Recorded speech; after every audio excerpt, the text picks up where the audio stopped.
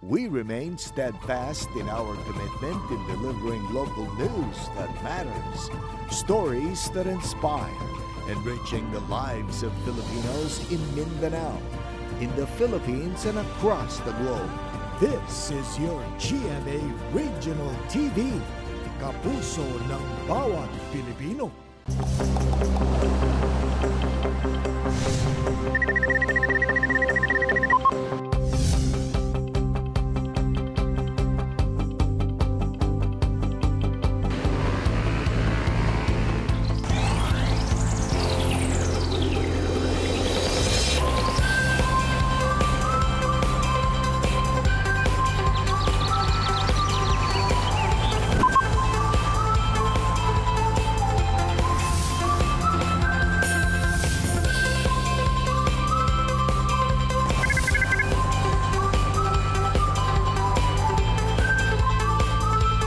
Kini ang At Home with GMA Regional TV.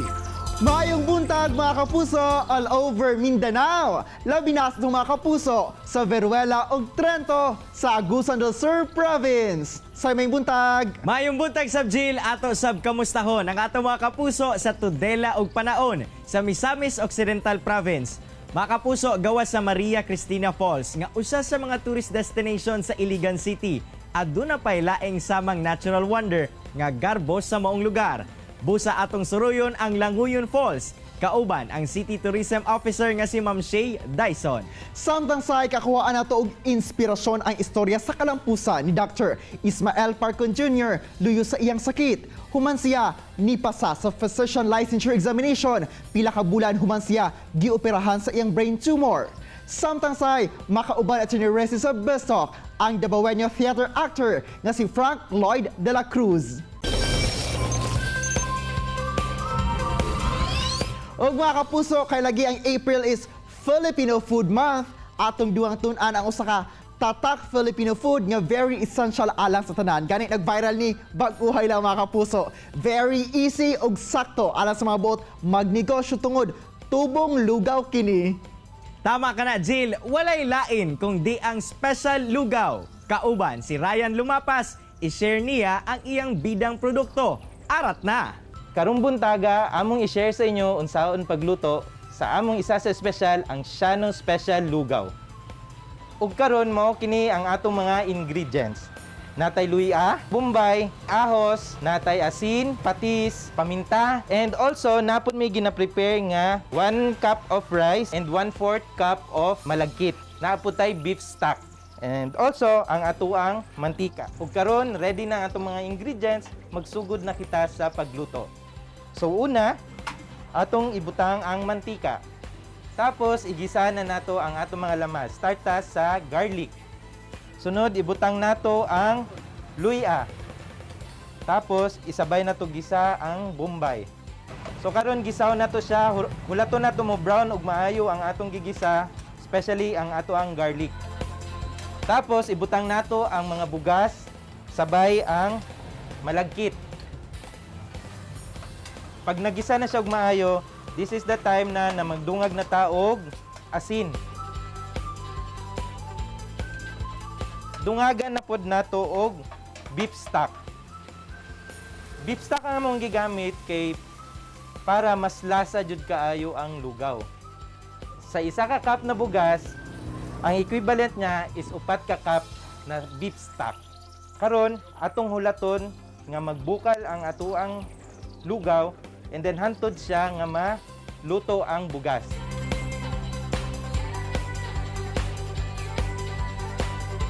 So pag nagabukal na siya, idungag na nato ang patis para mas madungagan og lasa ang atuang lugaw. So para mas mutubo pa og maayo ang bugas, dungagan nato siya og water na lang. Ug karon human na nga luto atong lugaw, pwede na nato ibutang ang atong mga toppings.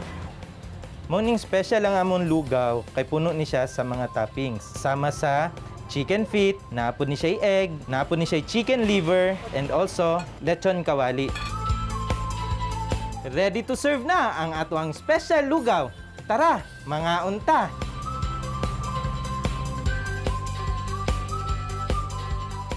Namigod siya siya very affordable and swak jud siya sa budget. Balik-balikan yun yung kay lami ka yun.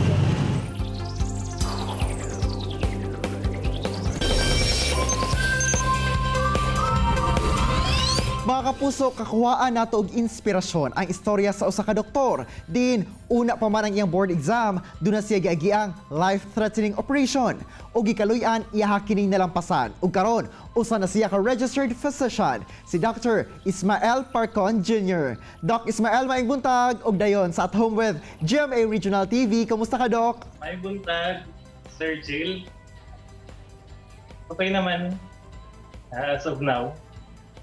Well, great to hear that, Doc. Og Doc, unang-una, childhood dream ba gyud nimo nga mahimong usa ka doktor? Katong bata pa ko, as I could remember, even though na doktor ang tatay ko, is fascinated ko sa mga heavy equipments, sa mga constructions. So, my dream actually was to be an engineer. Og Doc, gikan sa dream nimo sa una no nga mahimong usa ka engineer pohon, pero nganong gipili nimo nga i-pursue ang medicine? Actually, katong before ko nag-graduate sa college, my mother encouraged me to be a doctor. So, wala pa nagsulod sa isip na ako sa katuon na time kung unsa ng NMAT. Kaya yung pagtuon na ako ato, pag mag-take ang NMAT, mathematics in my take. Doc, along your med school journey, kanus ba nimo na feel or nabati katong mga symptoms before ka na-diagnose nga doon na kay brain tumor? Around 10 years ago, na-feel ko ang right hand ko na right arm, right upper extremity na nagamanhid siya. Then, ginaisip ko lang na siguro naipit or kung ano lang ba. Pabayaan ko na lang. Then 5 years after, during med school na, first year. Unsa ba nga mga test o mga proseso, medical processes, Doc, ang giagian nga nahibal-an nga doon na day kay brain tumor? Unsa nakadako ang kaning tumor sa imuhang utok before ka na-diagnose? Ang test na gibuhat kay MRI with and without contrast. Ang tumor na found out na 6 by 3 centimeters na. So, kasing dako na siya sang inumol. So during that time, Doc, unsa na ba ka nga year sa medicine ato ug unsa na mga activities imong ginahimo sa imong pag-eskwela? Graduate na ko sa internship. So, during that time, denial pa ko sa na so, ano na ako busy. Auto na dinadala-dala na lang ako sa tawa. And after diagnosed ka, Doc, no, with a brain tumor, pila pa ba ka bulan ang niagi una kagipa ilawom sa open brain surgery? 3 months. So. And how was the open brain surgery process, Doc, ug imong recovery stage pod nga giagian? Dagan sila kaayo, kaya mga doktor, dagan kaayo sila sa sulod sa OR kay gitabangan jud nila na maging successful lang ako operation. Then sa recovery naman, during first day, makalimot jud ko sa tanan niya. Balaan ako kanang gusto na ko imisulti, man dili na ako maingon. Pero paunsa ba nimo, Doc, gi-manage at the same time no mag-review sa board exam while nag-recover pa ka gikan sa imong surgery? Sa January na dito na ako nag-pass read tanan na ako na reviewer. So almost all na reviewers ako, I think isa lang ang nabilin na wala na ako nahuman. The first read na ako tanan. O with the limited time sa review, Doc, no, because of what happened, did you expect nga mupasa ka sa kining board exam sa mga physician? Wala jud ko nag-expect, Sir Jill. And now, isip usa ka registered physician na, unsa ba imong gina-look forward, Doc, kung asa ba ka plano mag-serve isip usa ka doktor? If God permits, neurosurgery specialization ko, sir. I have been a neuro patient. So, may accepta na ako kung sa mga ginigyan nila dito. I know how it feels. Your story of challenge, struggle, and perseverance to success is truly a God-given gift. It is truly an inspiration to all Mindanaoan. Daghang salamat for sharing your story and time with us this morning, Dr. Ismael Parcon Jr. Once again, congratulations nimo, Doc. Yes, sir. Thank you, Sir Jim. Kini ang At Home with GMA Regional TV. Best start tayo ng mga kapuso, kauban si Attorney Resi Rizada. Resi!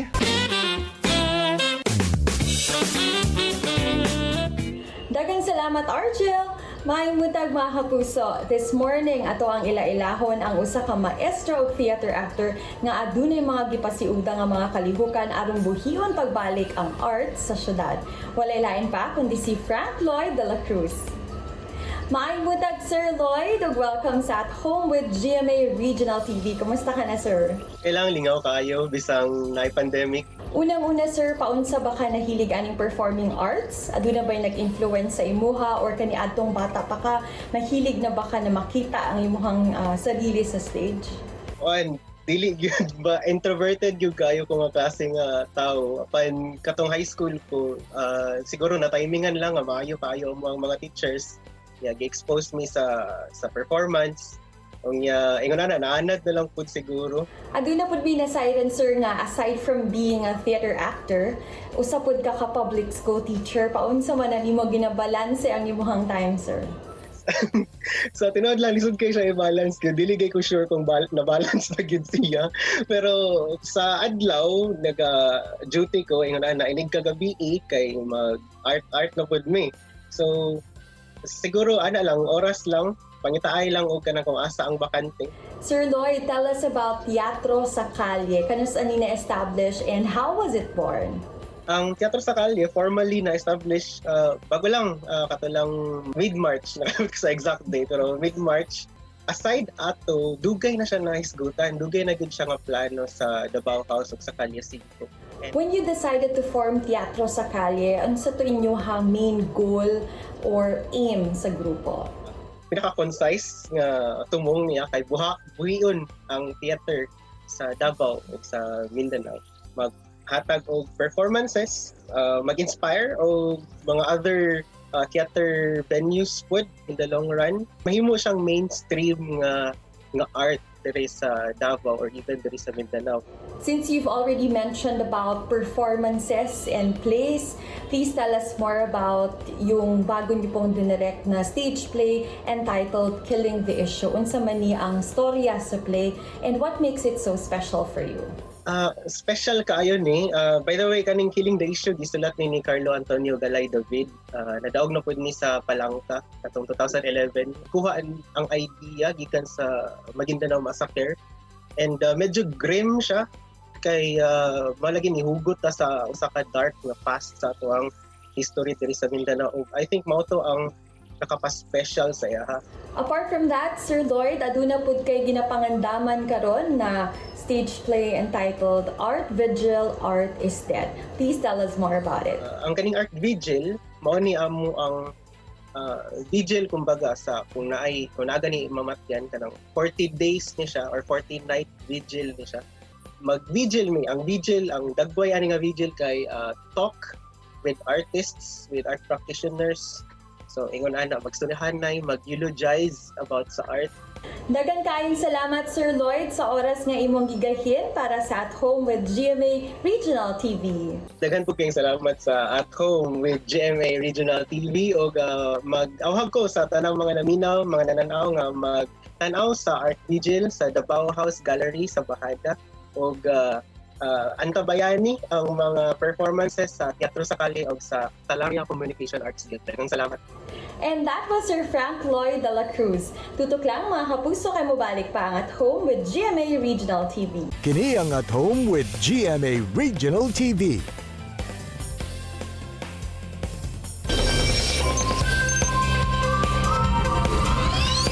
Mga kapuso, ilado ang Iligan City tungod sa patsadang Maria Cristina Falls nga usa sa mga main tourist attraction sa lugar. Apan dili kini matawag nga waterfall capital of the Philippines kung kana lang ang makita nga waterfall sa syudad. Busa karong adlaw atong suruyon ang Langoyon Falls nga usa sa mga garbo karon sa Iligan City. Kauban ang tourism officer nga si Ma'am Shay Dyson. Ma'am Shay, may buntag kanimo og dayon sa Atome GMA Regional TV. Kamusta, ma'am? Maayong buntag, Cyril. Thank you for having me. And so far, okay pa gyapon despite the pandemic. Ma'am Shay, unang-una, unsa ba ang storya ni ining Langoyon Falls? Paunsa kini na-discover o nganong gitawag kini nga Langoyon? Ang Langoyon Falls actually is one of our 24 identified accessible waterfalls in Iligan City. So this is actually an emerging waterfall sa Iligan. So na-discover ni siya way back in the 1970s pa. However, wala kay siya na tagaan o pagtagad. It's because due to the inaccessibility pod ato nga time, so dili kaayo siya maadtuan o kanang normal nga mga turista nato. Ma'am, unsa ba ang backgrounder nga nung gitawag ni siya nga Langoyon Falls? Yes. So Langoyon Falls, it's local term mismo nga Langoyon. That is why it's called Langoyon kay kailangan ka mo salom, mo langoy para makita nimo ang beauty and charm of this majestic waterfalls. Ma'am, asa pod ba nato malocate kini nga Langoyon Falls o paunsa sab makaadto sa lugar? Okay, so ang Langoyon Falls naani siya sa Purok Ruruanga sa Barangay Pugaan, Iligan City. So actually we have two modes of transportation. You can choose habal-habal or pwede po ang 4x4 nga vehicle, which is highly recommended kay medyo dili pa kaayo smooth ang dalan padulong dito. However, many of our tourists, mga local tourists nato, pareha po diri sa Iligan City nga gusto mo bisita sa Langoyon Falls, pwede ra kaayo ang habal-habal. Ma'am, unsa ba ang characteristics sa mong falls o nganong nahimo sab kini nga tourist attraction unsay makita nato sa lugar? Actually, Sir Cyril, ang Langoyon Falls mura siya kuan. Ang iya bitong entrance, makakita kog dako nga mga bato, dako nga boulders nga if imong tan-awon kay mura siya canyon. So kanang duha ka boulders kana imong salumon pasulod para makita nimo ang waterfall. So it's one of its unique characteristic aside from being a waterfalls nga kailangan nimo langoyon para makita siya. Sanglit, ma'am, katong before pa sa pandemic, no, nanagay mga local tourists ug mga ubay-ubay pod na turista gadto sa Langoyon Falls. Unsa ba atong mga gipatuman nga mga patakaran palibot sa maong falls, ma'am? We have the existing ordinance nga natay environmental fee pero dili pa siya ma-implement karon tungod sa GCQ and the pandemic. So kanang mga turista nga suroy or kanang gusto jud mo adto pod sa falls, ano lang gina-remind lang sila sa barangay nga dili magpatakaglabay basura and always take care of the surrounding of the waterfalls itself.